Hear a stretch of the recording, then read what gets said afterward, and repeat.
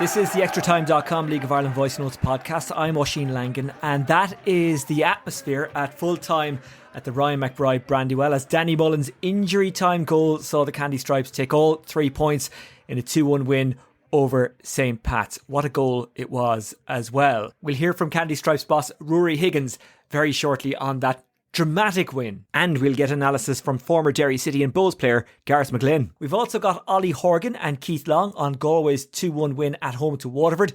We'll hear from the showgrounds where Shells made it 2 wins in a row, beating Sligo Rovers 1-0. We've got Tim Clancy following Cork City's win against promotion rivals UCD, while it was another successful night for Finn Harps, and we hear from their manager Darren Murphy. First up, here is Derry City boss Ruaidhri Higgins speaking to Drive 105 following their victory against the Saints. He starts with birthday boy Danny Mullen's amazing goal to win it in injury time. An absolutely brilliant team goal. They won it. It was them bits of play were few and far between tonight, but a real brilliant bit of play and a brilliant finish on his birthday. So he'll be delighted with that. So we're happy with that. I felt for the first hour, just to summarise the performance, the first hour was poor. In and out of possession, it was poor, it was flat. And I thought our change and change of personnel, I felt we injected life and energy into the game, and we definitely finished the stronger, and for the last half an hour we were the better team. Did we deserve to win it? I don't really care. We managed to get it over the line, and it's something probably last year that we didn't do enough. But I did feel that once we equalised that we had all the momentum and looked like the likely team. They're a good group of lads who care about each other and fight for each other, and you've seen that. I felt 2 seasons ago we scored a lot of late goals. Last season we didn't get enough late goals, so hopefully that's a feature of the team. There's elements that we're disappointed with, but elements that we're delighted with in terms of resilience and going to the death and the impact of the substitutions. It's great for the group, it's great for the dressing room when you come from behind. They won, especially two second half goals, one around the 90th minute, and it's great. And to be fair, I have to mention the crowd. I felt at 1-0 in the second half when they scored. The crowd got right behind us and urged the team on, and I felt that gave us a lift and give us momentum in the game. And as I said, when Pat scored, it's a big goal from Pat, great delivery, great header, and that's what we want. And then we took over the game from then on. This is the Extratime.com League of Ireland Voice Notes podcast, and that was Ruaidhri Higgins, the Derry City manager, speaking to Drive 105 following their 2-1 win against St. Pat's at the Ryan McBride Brandywell on Friday night. A comeback win. Danny Mullen with an amazing finish to win it for Derry deep in injury time. What a way to celebrate your birthday. He turned 29 on Friday. It was a really well taken goal, a really good build up to it as well. Patrick Hooban got the equaliser for the Candy Stripes, who fell one behind after Rory Keating scored for St. Pat's. What a goal it was as well. Not sure there was anything Brian Maher could do about it. Hooban's goal, well, that means that he scores 2 in 2 games at the Ryan McBride Brandywell in the league. What a signing he's turned out to be. But of course, that comes as no surprise to anyone. Right, let's do a bit of a deep dive into this game with former Derry City and Bohemians player Gareth McGlynn. Gareth, who was on the TV coverage with RTE, who's also now on the Off the Ball League of Ireland podcast. But he's not too big time to share some time with us. Gareth, what a dramatic night at the Ryan McBride Brandywell. What did you make of it? Yeah, it was a good game. It was one I was looking forward to, because when Derry City go away and play in Sligo like they did last Saturday night, I tend to worry about. But when they're home or away to Bohs, Shamrock Rovers, I'm a little bit more confident. Now, that didn't transpire last night. The first half wasn't good enough, and to be honest with you, the first hour from Derry City, they just did not get to the pitch of the game. There's no doubt about it. Pats were more aggressive. They were on the front foot. I thought they started really, really well, and then obviously got the first goal. But to me, the reaction from Derry was positive, and it was the same in Sligo last week and on Saturday. The second half was much, much better, but they can't continue to start games like that. As the movies No Time to Die and Man of Steel reminded us, a bad ending can ruin a mostly good show. Was that the case for St. Pat's? Was it a mostly good show and just a bad ending? I think so, yeah. But from speaking with a few of the Pats fans, they played much better against Derry than they did against Bows. But again, they just didn't have that killer instinct. To me, they were very good up until the final third. Obviously, Rory Keaton got an unbelievable goal, but they just didn't create enough for him up in the final third. So I think that's going to be a big problem for them.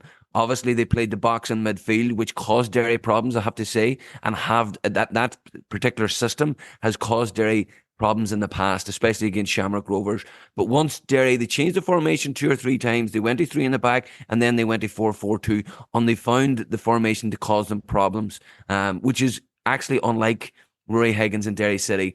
But he changed it a couple of times just to get that little formula that was going to cause St. Pat's problems. It'll be interesting to see. Obviously, St. Pat's, there was huge overhaul off-season, so there is going to be a bedding-in period for the players and to get that chemistry right. But I predicted Shells would finish ahead of Pats and Bows, and I still stand by that. I think Pats and Bows will struggle this year behind the 3 of Shamrock Rovers, Derry and Shells. Well, the evidence of last night supports your claim. John O'Sullivan scoring again. He looks like a player transformed. And to be fair to him, it is something he has spoken about himself in the last couple of weeks. We will get back to Derry because they won the game and they are the story. But one more question on St. Pat's.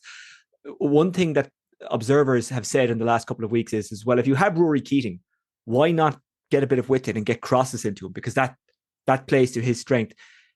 Firstly, did they try that and did Derry just stop them? And secondly, if they didn't, do you think they should? Yeah, I think it's very difficult when you're playing wing backs. You need to have real control in the game to get your wing backs forward enough to be able to deliver in the dangerous areas. On the right side, the player from I think he's not Swedish. Soberg. Karl Axel Soberg. Yep. Very, very, very good. I was mildly impressed with him. He has no fear. He reminds me of a modern day right fullback. He gets forward. He's got pace. They were trying to find him all day. So I believe that Ruaidhri Keaton will get all his service from that right-hand side. He's a real good find for them. But again, the 2 players in behind him, they need to do more. They need to deliver more balls in behind. Everything was kind of in front of Derry, and it was very easy to defend. There was nothing really threaded through or delivered high up the pitch. And I can appreciate what John Daly's trying to do. He knows that if he just goes wide and whips crosses into Keating, teams will cotton onto that and teams will defend that. That's you can correct me if I'm wrong, but that seems like it's easy to defend if you get it right. Yeah, absolutely. And I think throughout the season, I mean, all pre-season, John Daly played 4 at the back, 4-3-3, and then all of a sudden, going away to Galway, he played 3 at the back, and it worked really, really well. Yeah. I think he's just got to get a formula that's going to do well against the likes away to Waterford, Drogheda, Sligo, and the lesser teams, but he's got to get a good formula to play against the good teams, the really good teams home and away, because it is different.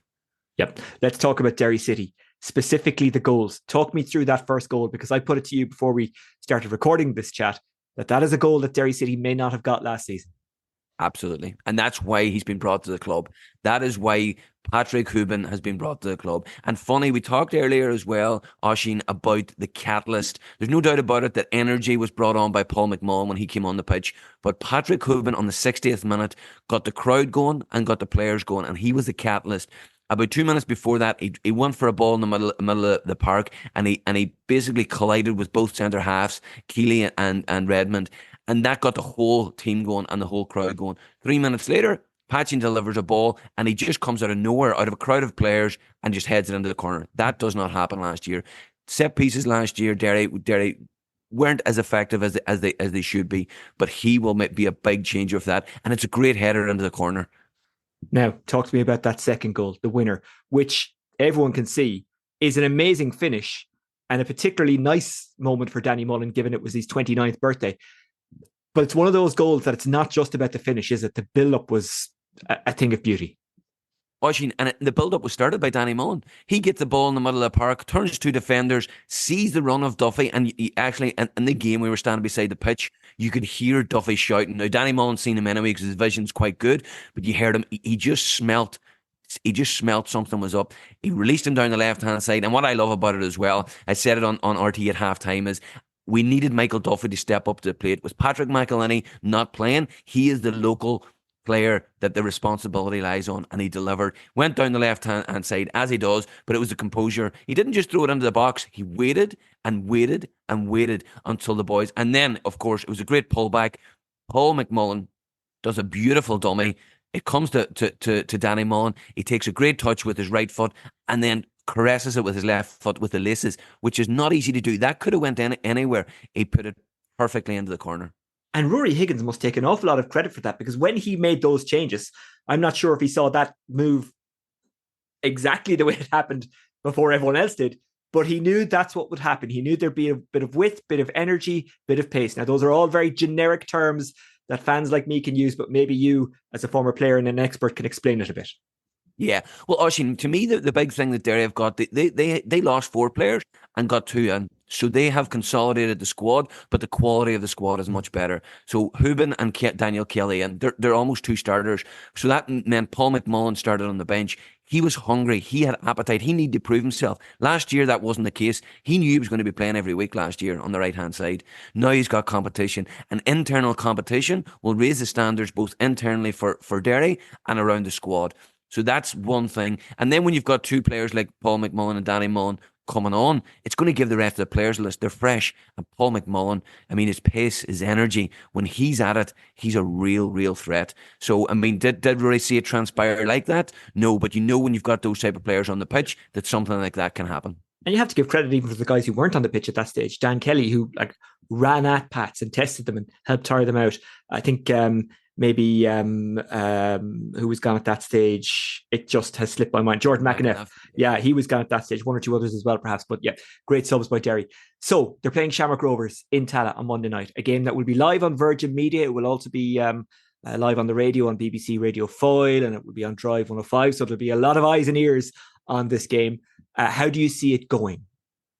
It's an interesting one because of the injuries to Shamrock Rovers and Derry both. It's going to be a game very similar to the one in the middle of the year last year, when it's kind of 2 patched up teams. Early on, obviously, Shamrock Rovers haven't started well. The 2 games, I think, believe it or not, people think that because Shamrock Rovers' game on Friday night was cancelled, that they'll be fresher on Monday. But I actually see it as an advantage for Derry, because probably on Friday night, had they played Drogheda, they would have won easy. Just kind of predicting that. Then they would have been going into Monday night a little bit more confident, possibly a few players with a few goals.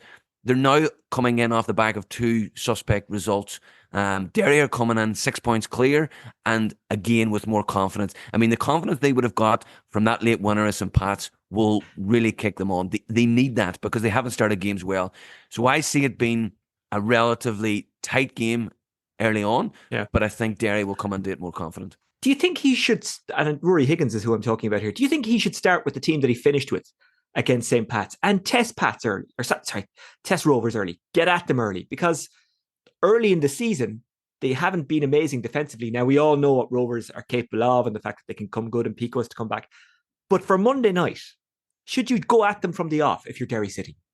Oisin, we know Ruaidhri Higgins is a brave manager. I think they will have to have some sort of plan for that. You think about the players that they're missing: Clark, Ferrugia, Byrne, McAnuff, Pico. I mean, you've got to smell a little bit of weakness there and go and try and get the 3 points. And in fairness to Ruaidhri Higgins, anytime he's gone there, he has done well. They've played very well. Haven't always got the result, but they've always played well and put it up to Rovers. So I think it's going to be a cracking game. I think both of them will want to go and win it. I think similar to Pat's last night, John Daly went there to try and win the game last night. I think that's what you get whenever Rovers, Bows, St. Pat's and Derry play each other.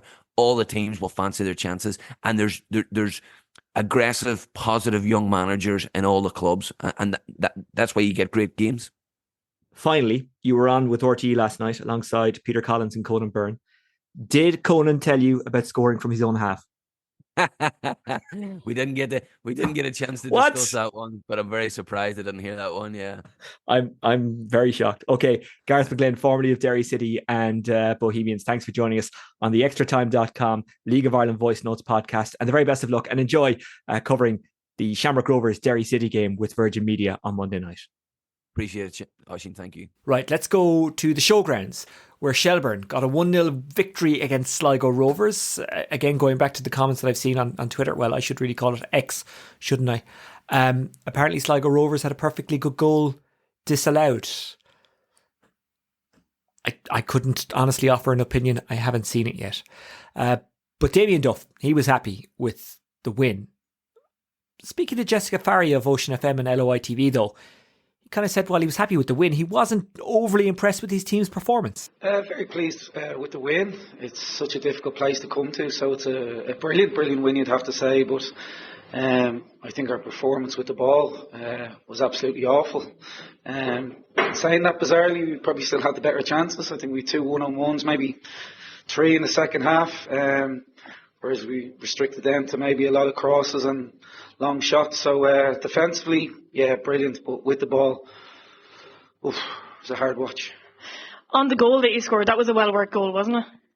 Yeah, here it's the game, isn't it? It's set pieces. They play a big part in a lot of leagues around the world now when you have set piece coaches, etc., etc. So Joey, with the help of the staff, drew them up earlier on in the week, and he's obviously ran through it with the lads yesterday, so it's an assist for Joey. You mentioned your defence there, brilliant all night, as you said, restricted Sligo Rovers. Your goalkeeper was brilliant as well, never really looked in too much trouble tonight. Yeah, but at the same time, we can look at that side of it, but there's only so long you can suck it up as well. We need to keep the ball better. We've got brilliant players in our team, and we don't want to be sat on the edge of our box. For the whole night, thought Sligo dealt with the conditions really well and they kept the ball really well. But listen, I won't harp on about our performance with the ball. I do think games can be pretty ugly in the early round of the League of Ireland here because of the pitches and the weather, etc., etc. But absolutely hats off to our guys. The one thing I asked them before the game is this might not be pretty, so yous will have to find a way. And you can argue that, yeah, they did. This is the Extratime.com League of Ireland Voice Notes podcast, and that was Damien Duff speaking to Jessica Farry following Shell's 1-0 victory away to Sligo Rovers last night as you listen. Now, Galway enjoyed a 2-1 comeback win over Waterford at Eamon DC Park. We'll hear from Ollie Horgan and Keith Long shortly, but first, Extratime.com's Paul Corcoran was at the game, and afterwards he sent us this voice note. So while Waterford got into the final third on occasion tonight, with Robert McCourt firing over the bar early on, and Dara Power also drawing a save from Brendan Clark, it was Galway who were on the attack for much of the game. Carol O'Sullivan had a couple of chances early on. The former Sligo Rovers man was leading the line again for Galway. One of his chances drew a save from Sam Sargent when he got into the box and they ended Vince Borden through ball. Dervin also had to be wondering what he could do to score in that first half. The midfielder hit the top left corner with a beautiful effort from long range with about half an hour gone. He then had a shot from close range minutes later, but Waterford centre back Casper Radikowski blocked the ball on the line. The crucial moment from the half arrived in the 18th minute, however. Conor Parsons took the ball down the right wing before squaring the ball across goal to Pádraig Hammond. The striker was all alone at the back post and tapped the ball in for a second goal of the campaign and a second goal in the space of 2 weeks. It was more of the same in the second half as Galway United went on the attack for much of the time, and they got their equaliser shortly after the restart. Dervin again was involved when David Hurley played the ball to him on the right. He took the ball on and drilled the ball low and hard, with Vince Borden attacking the ball and getting there before everyone else in the box to nudge the ball into the bottom corner. Waterford did have a chance to go back in the lead when a lapse in concentration by defender Killian Bruder allowed Parsons to strip the ball from him in the final third. He played the ball to Harvey McAdam, making his debut tonight for Waterford, but the midfielder couldn't trap the ball properly to get a clean shot off. Despite United's dominance, they had struggled to get good chances off midway through the second half, but they got their just reward in the 79th minute when they won a free kick at the edge of the box. McCormick flicked the ball short to David Hurley in a common set-piece routine for the tribesmen, and Hurley leathered the ball through the crowded box and into the back of the net. The final score here in Eamon DC Park is Galway United 2, Waterford 1. So that's the story of the game with Paul Corcoran of Extratime.com. Here's the view of Galway assistant manager Ollie Horgan. I think, to be fair, the result matched the performance, albeit we went 1-0 down. While we were 1-0 down at half time, I don't think anyone was getting too carried away. We had created chances here, hit the joint and the crossbar and post, and we one cleared off the line that Waterford got to. But you can see the quality Waterford had in the counter attack with Parsons and obviously Pádraig Hammond. He looks fit and as sharp as he was when he was with Shamrock Rovers or Sligo Rovers years ago. I think, overall, I think we shaded it. We deserved to win it. I thought the togetherness was excellent. And I thought the supporters at 1-0 down were mighty, and we need that. And we've spoken about that, John and I. that it's all right when you're winning a game 2-1 at the end. Of course, you know, everyone's going to back you, but when we're 1-0 down and needed them, they were there and their numbers, and you know, that was huge, and it needs to be that. You know, should we go behind in a game, and we will go behind in plenty of games from now and the end of the season. But look, all in all, you know, without being in any way, you know, biased, I thought we deserved to win. It's a tough game. It's great to see, you know, a proper Premier Division game back in Terryland. It's 6 years since Galway played here, and please God, we'll have plenty more nights like this. But there's a hell of a lot of highs and lows. I don't think anyone got carried away against Pats when we lashed, and similarly, no one got too carried away when we won in Dundalk, because we're back in on Monday, of all places, Shelbourne. But it's mighty to be going there, and it's great to be going there in the Premier Division, and you know, long may that continue. Galway United assistant manager Ollie Horgan speaking to Extratime.com's Paul Corcoran. Afterwards, Paul also caught up with Blues manager Keith Long. Disappointed with the goals that we conceded. Probably fair results, and to be fair, Galway had the better of the game, and the majority of the chances. They test your organisation, they test your willingness to run and defend and, you know, move. So yeah, listen, we got what we deserved. I think the goal we conceded 3 minutes into the second half is a poor one. We're back on our heels in the box, and you know, we don't pick up, and you can't have spare players in the box. You can't have attackers free in the box, and you know, that's just the basics of the game. And you know, the second goal, yeah, listen, I don't think it's a free kick. It's probably a free kick our way. But after that, we've got to do better. Look, you started off well in the first half, and obviously you got the goal. I mean, maybe Galway United had a good chunk of possession. I don't know how you view that, but I mean, you must have seen the game was there maybe for the taking, but it just didn't go your way in the end, I suppose. Was there anything particular Galway set up to counteract you, or no, Galway played the way they played, and the way they played all last year. They played to their strengths. They have a game plan, they have a purpose about how they play, and they're very effective. You know, very difficult opposition to play against, certainly on a pitch like that where, you know, it's energy sapping, you can't pass the ball, and but you got to credit Galway with that, you know. And I think there's people that look down their noses on how some teams play. There's no right and one way of playing football, and you know, Galway have won tonight, I think deservedly so. But we're disappointed with how we've played overall. You know, I think we can play better. I think we can move the ball better. We can attack better. We can create more chances, more openings. Did we work Brendan Clark enough tonight? Probably not. And certainly outside the possession tonight, we got to do better. The goals we conceded just ain't good enough, and I think you can't give any team, never mind Galway, when with the home crowd behind them, you know, any opportunity, any oxygen in the game. And unfortunately, we didn't do that well enough tonight. And look, Keith, I'll wrap it up after this one, but I suppose it's a tough turnaround now, only a few days to Pats on Monday. I suppose, what are your thoughts going into that game? It's a great game to have at the RSC. It's not ideal, obviously, coming here on an energy sapping pitch, but we're in the Premier Division with the big boys for a reason, and that's what we want, where we want to be. So we're looking forward to the game on Monday. Keith Long, the Waterford manager, speaking to Extratime.com's Paul Corcoran following their 2-1 defeat away to Galway last night as you listen, or maybe Monday morning, because from what we can see on the statistics, many of you actually wait until Monday to listen to the podcast. So if that is the case, I hope you had a nice weekend, and I hope you're looking forward to the matches tonight. We'll have a podcast after those as well. Anyway, that was Keith Long speaking to Paul Corcoran. Treaty United have made it 3 wins from 3 in the First Division. They beat Kerry 1-0 away from home on Friday night. Finn Harps, they're having a decent start as well. They've got 7 points from a possible 9. They beat Athlone Town 2-0 in Ballybuffet. Success Edegan and Doherty with the goals, not in that order, I might add. After the game, Harps manager Darren Murphy told Highland Radio how glad he is to beat what he thinks is a very good Athlone Town team. You know, their first 2 games of the season, they've scored 6 goals. 5 of them have come in the first 30 minutes in the 2 games. So they are scoring goals. They're a threat. You can see they're big, they're strong, they're powerful. They mix their game up well. You know, they want to play and then they go direct. They're a threat from set pieces, throw-ins and corners. But we dealt with it very well, and that's the most pleasing thing for me. We have worked hard all week on trying to deal with them types of things, and we done well tonight. We dealt with the long throw, we dealt with the corners. We were able to be physical ourselves, and we were able to exploit areas that we thought we could exploit. And we created chances where we thought we could create chances, and it's something that we have worked extremely hard on. You know, Kevin McHugh and Eamon Curry look at that side of the game for me. You know, the strengths and weaknesses of the opposition, and And I think we got their strengths nailed on, and we certainly found their weaknesses where we thought we could be a threat, and that's where our goals came from. We thought we could be every bit of a threat from set pieces because of the goals that they had conceded, and that's how the game planned itself out. Cian Coleman scored the only goal as Cork City made it 7 points out of a possible 9 with a 1-0 victory against UCD at Turner's Cross. Extratime.com's Philip Morrissey was there and afterwards sent us this voice note.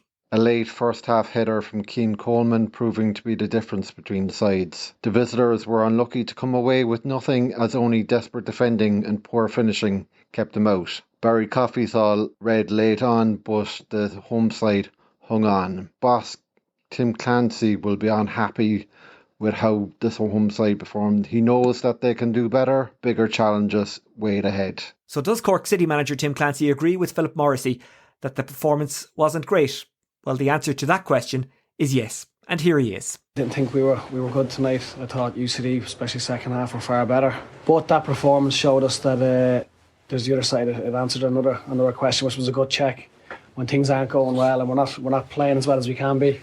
I thought we defended really well. Dealt with a lot of crosses, tackles, blocks, balls into the box, and Brad's made a couple of saves. One was foot, I think, and the big one at the end. Then when the player goes in and goal, and he answers that as well. So performance-wise, from an attacking point of view and with the ball, not great.